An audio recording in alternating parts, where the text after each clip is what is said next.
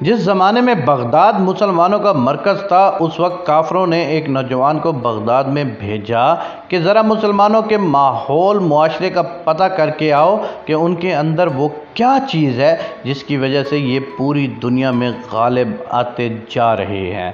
جب وہ بغداد پہنچا تو اس وقت وہ تھکا ہوا بھی تھا اور اسے بھوک بھی لگی ہوئی تھی، چنانچہ اس نے سوچا کہ میں ہوٹل سے کھانا کھا لیتا ہوں۔ وہ ہوٹل سے کھانا کھانے گیا۔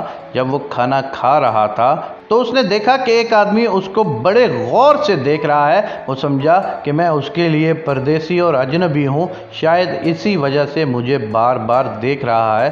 جب وہ کھانا کھانے کے بعد پیسہ ادا کرنے کے لیے کاؤنٹر پر آیا تو کاؤنٹر والے نے کہا، جناب آپ کے پیسے ادا ہو چکے ہیں۔ اس نے پوچھا، میرے پیسے کیسے ادا ہو چکے؟ اس نے کہا، آپ کے سامنے ایک مسلمان بیٹھا تھا، اس نے دیکھا کہ آپ پردیسی ہیں، وہ اپنے پیسے بھی دے گیا اور یہ کہہ کر گیا کہ یہ بھائی آج میرا مہمان ہے، لہذا اس کے پیسے بھی میں ادا کرتا ہوں۔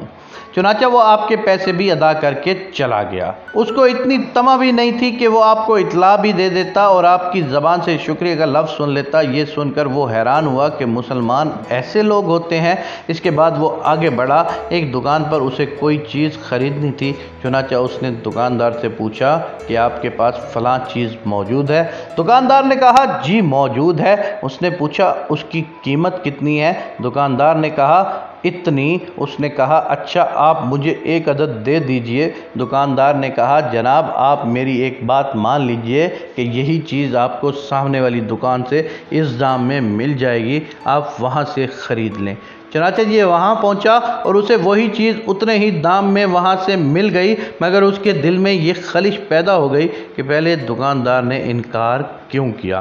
لہذا وہ لوٹ کر پہلے کے پاس آیا۔ اس نے پوچھا، جناب کیا آپ کے پاس یہ چیز موجود نہیں تھی یا آپ دینا نہیں چاہتے تھے؟ دکاندار نے کہا، جناب میرے پاس یہ چیز موجود تھی، میں نے سوچا کہ آج میرے اتنے گاہک آ چکے ہیں میرے پاس کہ میرے بیوی بچوں کا گزارا اچھے سے ہو جائے گا۔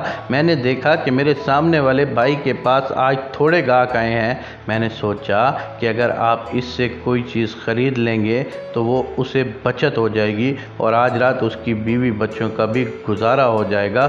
سبحان اللہ، کتنا خوبصورت رشتہ ہے ایک مسلمان کا دوسرے مسلمان سے۔ اے کاش آج کا مسلمان بھی یہی سوچ رکھ لے، اے کاش کہ آج کے مسلمان کو بھی یہی وقار اور عزت کی سمجھ آ جائے کہ جس وقار اور عزت کے ساتھ پرانے دور کے مسلمان رہتے تھے۔ اے کاش کہ آج کا مسلمان صرف اپنا مت سوچے بلکہ وہ ساتھ والے دوست کا بھی سوچے، ساتھ والے ہمسائے کا بھی سوچے، ساتھ والے پڑوسی کا بھی سوچے، تو ہمارا معاشرہ جیسے دنیا کا سب سے عظیم معاشرہ تھا اور زیادہ عظیم معاشرہ بنتا چلا جائے گا۔ میں اپنے اللہ تبارک و تعالیٰ سے یہ دعا کرتا ہوں کہ میرے مالک، میرے پالنے والے، اے اللہ تو اس طرح مسلمانوں کو ایک دوسرے کے دل میں محبت بھر دے کہ جیسے پرانے دور کے مسلمانوں کے دلوں میں محبت ہوا کرتی تھی۔ اے کاش کہ جب میرا رزق پورا ہو جائے تو میں دوسروں کے رزق کے لیے تنگی نہ کروں بلکہ ان کو فراوانی سے کچھ دے سکوں۔ آمین یا رب العالمین۔